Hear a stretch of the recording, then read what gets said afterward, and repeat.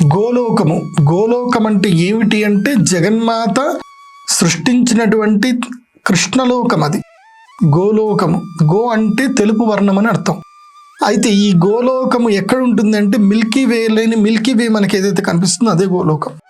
వాస్తవంగా మీరు మీ యొక్క స్వచ్ఛమైనటువంటి కళ్ళతోటి మీరు పాలపుంత చూడాలి అని అంటే ఎక్కడ వెళితే మీరు పాలపుంత చూడగలుగుతారో తెలుసా మీకు? పూర్తిగా మీరు ఎప్పుడు చూడాలి అని చెప్తానంటే ఎగ్జాక్ట్గా ఫిబ్రవరి, లేదంటే ఇప్పుడు కూడా వస్తుంది, కాకపోతే హేమంత ఋతువులో డిసెంబర్ కానీ, జనవరి కానీ, ఫిబ్రవరి కానీ, లేదంటే మార్చ్, ఏప్రిల్, మే, జూన్. మేలో అయితే కనుక మేబీ కనబడచ్చు. ఎండాకాలము మీరు శ్రీశైలం అడవి లోపలికి వెళ్ళండి, రాత్రిపూట శ్రీశైలం అడవి లోపలికి వెళ్ళి అక్కడ ఉండండి. ఎక్కడైతే మీకు ఎక్కడ ఒక లైట్ కనపడకూడదు, అసలు లైట్ అనేది ఉండకూడదు. అంటే చుట్టూ మీకు ఒక 15 కిలోమీటర్స్ 100 కిలోమీటర్స్ రేడియస్లో మీకు లైట్ అనేది ఉండకూడదు. అలాంటి ప్రదేశానికి వెళ్ళండి. లేదంటే మీరు ఇది సముద్రం మధ్యలోకి వెళ్ళండి, రాత్రిపూట వెళ్ళి చూడండి. నాకు తెలిసి శరదృతువులోనే మనకి శరదృతువు కానీ తర్వాత శిశిర ఋతువులోనే కనిపిస్తుంది. గ్రీష్మ ఋతువులో కనిపించడం కష్టము. నాకైతే మార్చిలో అనుకుంటా, నాకు గుర్తుంది, మార్చి లోపల కనిపించింది నాకు. శిశిర ఋతువుల్లోనే కనిపించింది నాకు. నేను శ్రీశైలం వెళ్ళి చూశాను. నేను చాలా అద్భుతంగా పాలపుంత కనిపించింది. ఆనందమే ఆనందం. పాలపుంత చూడగలగాలి. మీకు విషయం తెలుసా, భగవంతుడు మనకి ఎంత అనుగ్రహించాడు అంటే నీ కళ్ళకి శక్తి తగ్గింది అంటే నువ్వేం చేయాలంటే ప్రతి ఒక్కరూ తమ జీవితంలో వారానికి ఒక్కసారి రాత్రిపూట తప్పకుండా ఒక నక్షత్రాన్ని, ఏదైనా ఒక నక్షత్రాన్ని తీక్ష్ణంగా 10 నిమిషాల సేపు చూడాలి. ఆకాశం కల తల పైకెత్తి నక్షత్రాల్ని చూడాలి మనం కంటితో. మనకి నక్షత్రం ఒక్కటే తళతళ మెరుస్తూ మంచి కనిపించింది అనుకో మన కళ్ళు బాగున్నట్టు. నక్షత్రం రెండుగా కనిపించింది అనుకో కళ్ళు ఇంకా పోతున్నాయి అని అర్థం. ఈ ఫోన్లు చూసి కళ్ళు పోతున్నాయి. సరే, ఇప్పుడు గోలోకాదపి సర్వస్మాత్ అంటే ఇప్పుడు గోలోకం అంటే ఏంటో మనకు తెలుసుకున్నాం. సర్వస్మాత్ సర్వలోకో అధిక స్మృత. గోలోకము, ఈ 3 లోకాలు చాలా ప్రధానమైనవి. గోలోకము, తర్వాత కైలాసము, తర్వాత బ్రహ్మలోకము. ఇందాక మనం బ్రహ్మలోకం అని కూడా తెలుసుకున్నాం. బ్రహ్మలోకాత్ ఊర్ధ్వభాగే ఈ 4 లోకాలు ఉంటాయి. రోహిణీ నక్షత్రము, ఆరుద్ర నక్షత్రము, తరువాత శ్రవణ నక్షత్రము, ఇది శతభిష నక్షత్రము. ఈ 4 నక్షత్రాలు 4 కోడలుగా ఉన్నట్టు ఉంటాయి. వీటికి పైనగా ఉంటుందట. అందుకోసమే గోలోకం అని ఎందుకు చెప్పారు అని అంటే మనకి ఆ పాలపుంతనే మనకి మిల్కీ వే అంటారు. ఆ మిల్కీ వేలోనే గెలాక్సీ ఉంటుంది. అక్కడనే మనకి కృష్ణబిలం అనేది ఉంటుంది. ఆ కృష్ణబిలము దాటితేనే మనకి ఈ యొక్క సర్వలోకం అనేది కనిపిస్తుంది. అంటే ఏదైతే గనక మనకి కంటికి కనిపిస్తున్నటువంటి యొక్క ఈ అంతరిక్షం ఏదైతే ఉందో, కంటికి పైన కనిపించేది ఆకాశం కాదు. ఆ ఆకాశం పైన ఉందానంటే రాంగ్. అది ఆకాశం ఇప్పుడు కనబడదు, ఆకాశం వినిపిస్తుంది. పైన కనిపించేదంతా కూడా అంతరిక్షము, ద్యులోకము. ఏమంటారు? ద్యులోకము అంటారు. ఆ ద్యులోకానికి పైన మొత్తము కూడా ఉండేదే ఈ లోకము. మన కళ్ళు భగవంతుడు ఎంత గొప్ప శక్తి ఇచ్చాడో మనకు తెలియదు. ఈ యొక్క సృష్టిలో కేవలము మనిషికి మాత్రమే నక్షత్రాలు కనిపిస్తాయి. ఈ సృష్టిలో వేటికి ఏ ప్రాణికి కూడా నక్షత్రాలు కనపడవు. కొన్ని కోట్ల కాంతి సంవత్సరాల దూరంలో ఉండేటువంటి యొక్క కాంతి పుంజములు, పదార్థములు మనిషికి మాత్రమే కనిపిస్తాయి. వేరే ఏ జీవజంతువులు కనబడవు. ఇది మనకి భరద్వాజ వైమానిక శాస్త్రంలోనే చెప్పబడింది. ఇలా చాలా అద్భుతమైనటువంటి విషయాలు మన యొక్క గ్రంథాలలో చెప్పబడ్డాయి. ఇక్కడ ఇంకా ఏం చెప్తున్నారు అంటే సర్వస్మాత్ గోలోకాదపి సర్వస్మాత్ సర్వలోకో అధిక స్మృత నతత్సమం త్రిలోక్యాంతు సుందరం విద్యతే క్వచిత్. అంటే ఈ యొక్క అమ్మవారి యొక్క సర్వలోకానికి మించినటువంటి లోకము ఈ త్రిలోకములో, అంటే ఈ సమస్తమైన భువనభాండాల్లో ఎక్కడా లేదు. భూలోకము అంటే త్రిలోకాలు అంటే భూలోక, భువర్లోక, సువర్లోకం అంటే పైన లోకాలు, కింది లోకాలు, భూలోకాలు, ఏ లోకాలను మించినటువంటిది కూడా లేదు అని చెప్పడం జరుగుతుంది. ఛత్రీభూతం త్రిజగతో భవసంతాపనాశకం ఛాయాభూతం తదేవాస్తి బ్రహ్మాండానాం తు సత్తమా. ఛత్రీభూతం అంటే ఇలా ఛత్రిలాగా ఉందట ఈ లోకము. ఏది? ఈ సమస్తమైన లోకాలన్నిటి కూడా ఛత్రిలాగా ఉందట. అందుకోసమనే ఈ లోకానికి, అమ్మవారి లోకానికి మధ్యలో ఉన్నటువంటిది ఏంటంటే కృష్ణ బిలము, బ్లాక్ హోల్. అందుకోసమే నాకస్య పృష్టం అభిసంవసానో వైష్ణవీం లోక ఇహమాదయంతాం అని చెప్పేసి అని అంటారు. ఆ నాకస్య పృష్టం అంటే నాకము అంటే ద్యులోకాలు, ఆ ద్యులోకములకు పృష్టం వెనక వైపు ఉంటుంది ఈ యొక్క వైష్ణవీదేవి యొక్క లోకము, జగన్మాత యొక్క లోకము అని అంటారు. ఆ కృష్ణ బిలములో నుంచి ట్రావెల్ చేసి ఎప్పుడైతే మనం బయటికి వెళ్ళిపోతామో అంటే బియాండ్ ద టైమ్ లిమిట్స్ అనమాట, అది ఆద్యంతములకు అతీతమైనటువంటిది జగన్మాత యొక్క లోకము. అలాంటి లోకము ఛత్రీభూతం త్రిజగతో, 3 జగత్తులకు ఛత్రీభూతంగా ఉంటుంది. భవసంతాపనాశకం, ఎవరైతే గనక ఈ మణిద్వీపాన్ని వింటారో, స్మరించుకుంటారో వాళ్ళకి భవసంతాపనాశకం అంటే ఈ సంసారానికి సంబంధించిన భవము ఏదైతే ఉందో ఈ భవసాగరానికి సంబంధించిన సంతాపం మొత్తం కూడా నశిస్తుంది. ఛాయాభూతం తదేవాస్తి బ్రహ్మాండానాం తు సత్తమా. ఛాయాభూతం అంటే నీడలాగా ఉంటుందట. మనకి రాత్రిపూట ఎట్లాగైతే మనకి చీకటి ఎట్లాగైతే కనిపిస్తుందో అలా నీడలాగా ఉంటుంది. అదే బ్రహ్మాండానాం తు సత్తమా, మొత్తం అన్నిటినీ నీడలాగా అది కవర్ చేస్తుంది అని చెప్పేసని. బహుయోజన విస్తీర్ణో గభీరస్తావదేవ హి మణిద్వీపస్య పరితో వర్తతే తు సుధోదధి. బహుయోజన విస్తీర్ణో, ఎన్ని యోజనాలు అని చెప్పడానికి లేదు, అన్లిమిటెడ్ చెప్పడానికి, అన్కౌంట్లెస్. బహు అంటే కౌంట్లెస్, దాని యొక్క అంతము మనం చెప్పుకోలేం ఎక్కడుంది అనేది. బహుయోజన విస్తీర్ణము, అలా విస్తీర్ణంగా ఉంటుంది. అలా అంతే ఎత్తు కూడా ఉన్నటువంటి మణిద్వీపంకి చుట్టూ కూడా ఏముంటుందంట అంటే పరితః వర్తతే తు సుధోదధి, సుధ ఉదధి. సుధా అంటే అమృతము, అమృతము యొక్క సముద్రం ఉంటుంది. మరుత్సంఘట్టనోత్కీర్ణ తరంగ శతసంకుల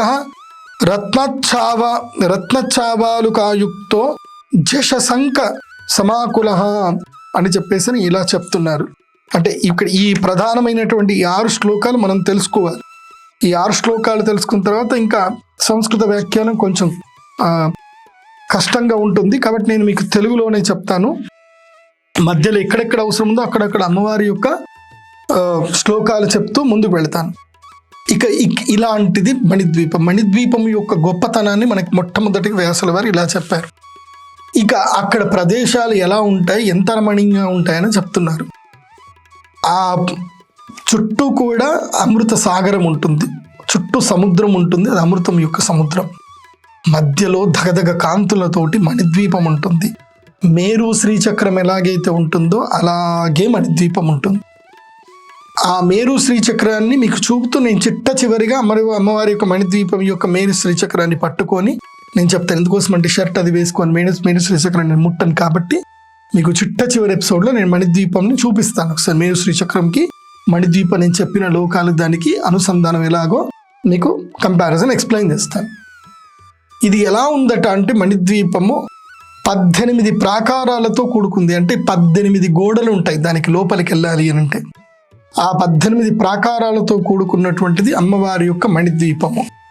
ఇది మొట్టమొదటి యొక్క ప్రాకారం ఎలా ఉంటుందంటే ఒడ్డు మొత్తం కూడా సముద్ర తీరం ఉంటుంది. ఆ సముద్ర తీరములో అసలు సముద్ర తీరం అంటే ఎలా ఉంటుంది, మనం ఎప్పుడైనా సముద్ర తీరం వెళ్ళి చూస్తే మనకు తెలుస్తుంది. సముద్ర తీరం ఎలా ఉంటుందో మనకు వెళితే తెలుస్తుంది. అంటే మొత్తం కూడా ఇసుక రేణువులు ఉంటాయి. మనం సముద్ర తీరంకి వెళ్తే అంటే మొత్తం ఇసుక ఉంటుంది, ఇంకేం ఉండవు, కంప్లీట్గా ఇసుక ఉంటుంది. ఇక్కడ సముద్ర తీరంలో ఏముంటాయంటే ఇసుక ప్రదేశంలో, ఇసుక ప్లేస్లో మొత్తము మణులు మాణిక్యాలే ఉంటాయి. వజ్రాలు, వైడూర్యాలు, ముత్యాలు, పద్మరాగమణులు, ఇట్లా మొత్తము కూడా మణులే ఉంటాయి తప్ప ఇంకా ఏమీ ఉండవు. అక్కడ ఇసుక అనేది ఉండదు, మొత్తము కూడా మణులే. నువ్వు కాలు పెడితే దగ్గర మెరుస్తూ ఉంటుంది. ఈ మణిద్వీపానికి చుట్టూ కూడా 12 ద్వాదశాదిత్యులు, కొంతమంది ఏమంటారంటే సహస్రాదిత్యులు, 1000 మంది సూర్యుళ్ళు రెగ్యులర్గా క్రాంతి అనేటువంటిది, అక్కడ చీకటి అనేది ఉండదు. అక్కడ మణిద్వీపంలో రాత్రి అనేది ఉండదు, నిత్యము వెలుగే ఉంటుంది. అక్కడ రాత్రి అనేది ఉండదు. అక్కడ ఉదయాస్తమాలు రాత్రులు ఉండవు, నిత్యము వెలుగులోనే ఉంటుంది మణిద్వీపం. అలా మణిద్వీపము దగదగ కాంతులతో మెరుస్తూ ఉంటుంది. అలా మెరుస్తున్నటువంటి మణిద్వీపములో ఒడ్డు, ఆ తీరము ఎలా ఉంటుందంటే రత్నాలతో ఉంటుంది ఆ తీరం. అలా అక్కడికి ప్రయాణం చేస్తూ ఉండగా మొట్టమొదటి ప్రాకారము ఎలా ఉంటుందంటే ఇనుము ప్రాకారం ఉంటుందట. మొట్టమొదటి ప్రాకారం అక్కడ ఉండేటువంటి చెట్లు ఎలా ఉంటాయంటే రత్నద్రుమ అంటారు, రత్నద్రుమములు అంటారు. అంటే ద్రుమ అంటే ఏంటి అంటే కర్ర, చెట్టు. రత్నద్రుమ చెట్లకన్నీ కూడా రత్నాలే ఉంటాయి. అక్కడ కర్ర అనేది ఉండదు, దగదగ మెరుస్తున్న రత్నాలే ఉంటాయి. చెట్టుకి పండ్లు ఉన్నాయనుకో, పళ్ళని తీస్తే ఆహారంతో పాటు రత్నాలు వెళ్తాయి. అందులో పళ్ళ గింజలు ఉండవు, గింజల్లో కూడా రత్నాలే ఉంటాయి. ఆ పళ్ళు కూడా దగదగ మెరుస్తున్నటువంటి పండ్లు ఉంటాయి. ఇది మీకు ఎందుకు ఇంత చక్కగా చెప్తున్నాను అంటే, దీన్ని ఈ డిజ్నీ వరల్డ్లో ఎవరో చదువుకొని ట్వింకర్ బెల్ అని, మీరు ఒక వీడియో ఉంటుంది, ట్వింకర్ బెల్ అని కొడితే వస్తుంది. ఆ ట్వింకర్ బెల్ చూస్తే తెలుస్తుంది. సేమ్ వీళ్ళు ఇదే చదివి అక్కడ చెట్లకి ఇదే కాన్సెప్ట్ తోటి తయారు చేశారు. ట్వింకర్ బెల్ అని చూడండి మీరు. నేను చూస్తే నాకు అర్థం, ఓహో వీళ్ళు మణిద్వీపాన్ని కాపీ చేసినట్టున్నారని చెప్పి. సరే, ఈ విధంగా అమ్మవారి యొక్క లోకము ఆ ఇనుము యొక్క ప్రాకారం ఉంటుంది. ఇనుము ప్రాకారానికి ముందు ఏంటంటే దేవతలు. ఈ దేవతలందరూ కూడా ఇంద్రుళ్ళు, తర్వాత ఇంకెవరెవరో, ఇంకా అందరు దేవతలు. ఎవరెవరైతే కనుక వాళ్ళ పోర్ట్ఫోలియోస్ ఫుల్ఫిల్ చేసుకొని వాళ్ళకి బ్లెస్సింగ్స్ వచ్చేసి వాళ్ళ అమ్మవారి మణిద్వీపములో అమ్మవారి యొక్క అనుగ్రహము మణిద్వీప నివాసనం కావడానికి ఎవరెవరికి బ్లెస్సింగ్స్ దొరికాయో అలాంటి వారందరూ కూడా జీవములన్నీ కూడా అక్కడ కింద వెయిట్ చేస్తూ ఉంటారట. ఇంకా అమ్మవారి యొక్క లోపలికి వెళ్ళాలి, దర్శనంకి వెళ్ళాలని అక్కడ కోలాహలంగా ఉంటుందట. అరుస్తూ ఉంటారట. వాళ్ళ ఏనుగులు, సింహాలు, పులులు వాళ్ళ వాహనాల మీద వస్తూ ఉంటారు, అరుస్తూ ఉంటారట. ఆగండి, నిశ్శబ్దంగా ఉండండి, దర్శనానికి మేము పిలుస్తాము, ఆగండి, ఇంకా మీ టైం రాలేదు అని చెప్తున్నారట. అందరూ ఆ వెయిటింగ్లో ఉన్నారట. ఎక్కడైతే ఆకలి దప్పికలు ఉండవు, ఆకలి అనేది ఉండదు, దప్పిక ఉండదు, అలాంటి అద్భుతమైనటువంటి ప్రదేశము ఈ యొక్క తీరం, సముద్ర తీరము. ఏది? అమృత సముద్ర తీరము. ఆ తీరములో అలా చూస్తూ ఉంటే ఏంటంటే, మనం వెళ్తే గనక ఇలా తలపెట్టి మొత్తం ఎత్తిపెట్టి చూసినా మనకి ఆ యొక్క ప్రాకారం ఎడ్జ్ కనపడదు. బుర్జు ఖలీఫా చూసారు కదా, అలాంటి బుర్జు ఖలీఫాలు 1,00,000 బుర్జు ఖలీఫాలు ఎంత అయితే ఉంటుందో అంత పెద్ద గోడ. సో అలాంటి గోడలు దానికి ఎంత అంటే ఇక్కడ చెప్తారు.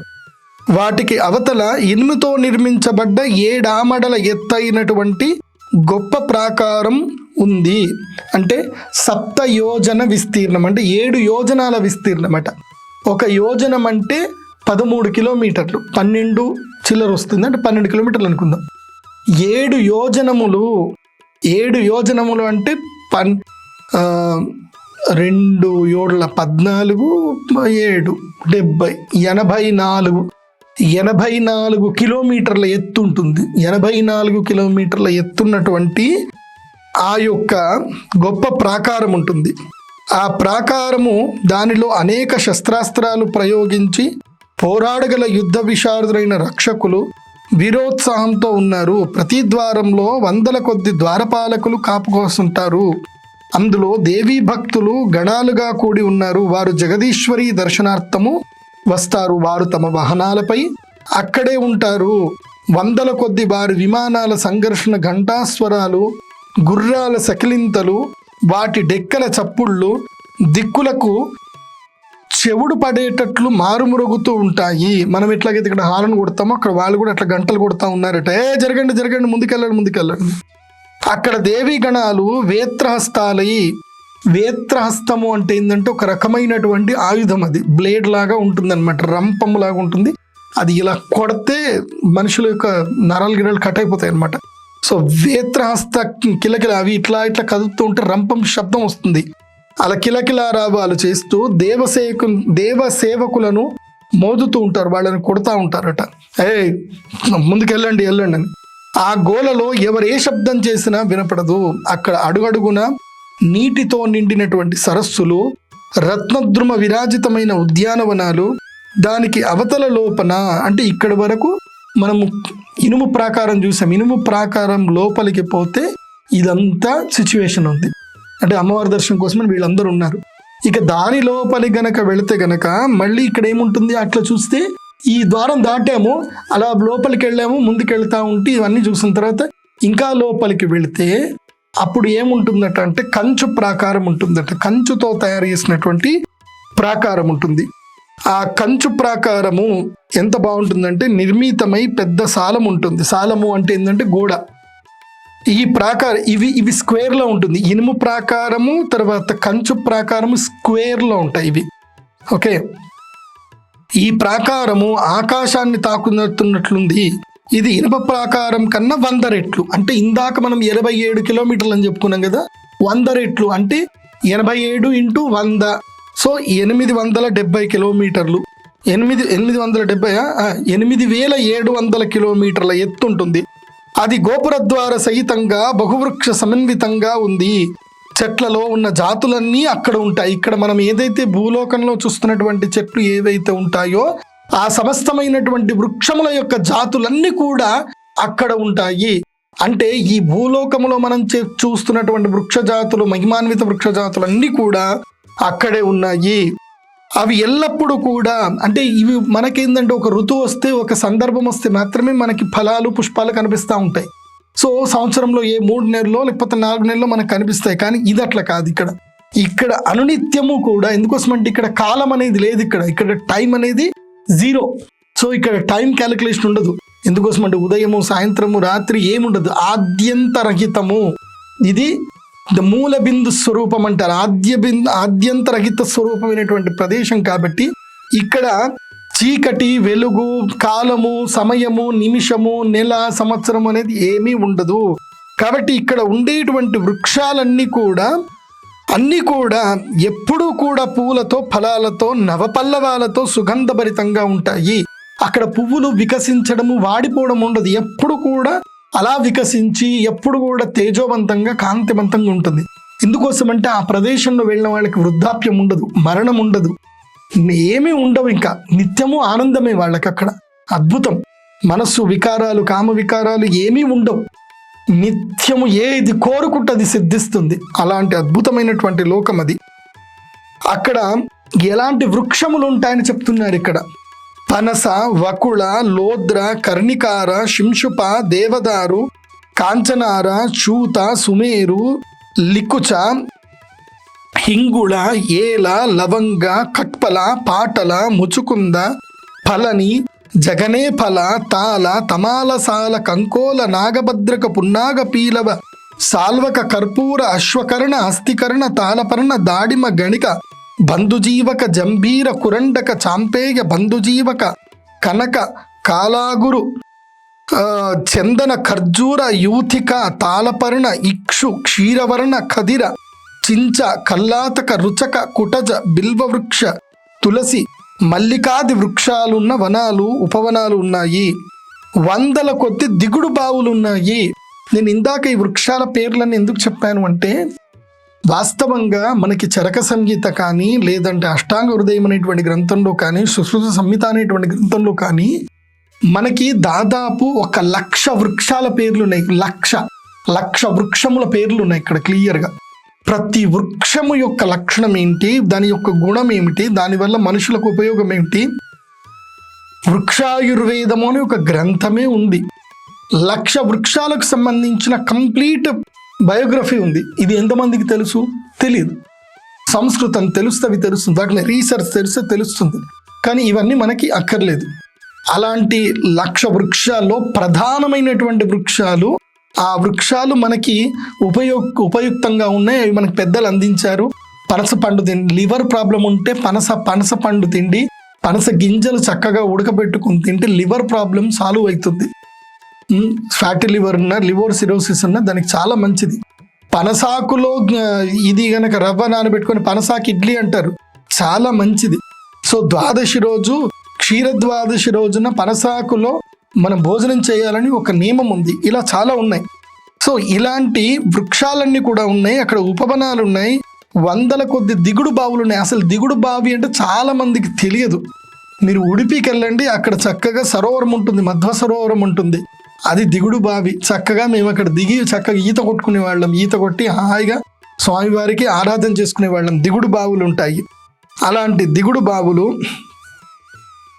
ఇంకా ఏమంటారు అంటే చెట్లపై కూసే కోయిల నాదాలు, తుమ్మెద జుంకారాలు చెవులకింపుగా ఉంటాయి. ఆ చెట్లు చల్లని నీడనిస్తాయి. నానా ఋతువులతో పుట్టిన చెట్లు, అనేక పక్షుజాతులతో కూడి అనేక రసాలు ప్రవహించే నదులతో నిండి ఆ ప్రదేశం ఎంతో శోభిల్లుతుంటుంది. పావురాలు, చిలకలు, గోరువంకలు, రాయంచలు మొదలైనవి పక్షుల రెక్కల గాలులతో చెట్లు ఊగుతూ ఉంటాయి. సుగంధాలు వెదజల్లే చెట్ల గాలులతో అక్కడి వనాలు మహితంగా ఉంటాయి. ఆ వనాలలో జింకల గుంపులు గంతులు వేస్తూ ఉంటాయి. నృత్యము చేసే నిమళ్ల సమూహాల కౌకారావాలు సుఖప్రదంగా ఉంటాయి. ఎల్లప్పుడూ తేనెలొలికే చెట్లలతో వనాలు ఒప్పుతాయి. అంటే ఎంత అద్భుతంగా ఉంటుంది అనంటే అక్కడ ఇంకా నిత్యము చైతన్యమే, అక్కడ అచైతన్యం అనేది లేదు. చక్కని గాలులు, మంచి నీళ్లు తిరుగుతూ ఉంటాయి, పక్షుల కిలకిల రావాలు. అది నిజంగా ముగ్ధ మనోహరంగా మనస్సుకి రంజింపచేసినట్టుగా ఆనందంగా ఉంటుంది ఆ ప్రదేశము. ఇది ఎక్కడ అంటే కంచు ప్రాకారము దాటి లోపలికి పోతే ఉంటుంది ఇదంతా కూడా. అర్థమైంది కదా? సో ఇది అమ్మవారి యొక్క మణిద్వీపానికి సంబంధించిన ఒక పార్ట్. ఇంకా అన్ని తెలుసుకుందాము. నెక్స్ట్ రాగి ప్రాకారం ఉంటుంది. ఆ రాగి ప్రాకారం ఎలా ఉంటుంది అనేది, అక్కడ ఏమేమి ఉంటాయి, ఎలా ఉంటుంది అనేది కూడా తెలుసుకుందాము. సర్వే సుజనా సుఖినో భవంతు. శ్రీమాత్రే నమః. ఈ వీడియో చూసిన ప్రతి ఒక్కరు కూడా ఈ వీడియోకి ప్రతిఫలంగా మీరు తప్పకుండా లైక్ అనేది కొట్టాలి. ఎందుకోసం అంటే అందరికి మీరు ఇచ్చేటువంటి ప్రతిఫలం అదే. లైక్ అనేది తప్పకుండా కొట్టండి. అక్కడ లైక్ సింబల్ ఉంటుంది, లైక్ కొట్టండి. తర్వాత షేర్ కూడా చేయండి. వీడియోని తప్పకుండా మీరు సబ్స్క్రైబ్ కూడా చేసుకోండి. సర్వే సుజనా సుఖినో భవంతు. శ్రీమాత్రే నమః.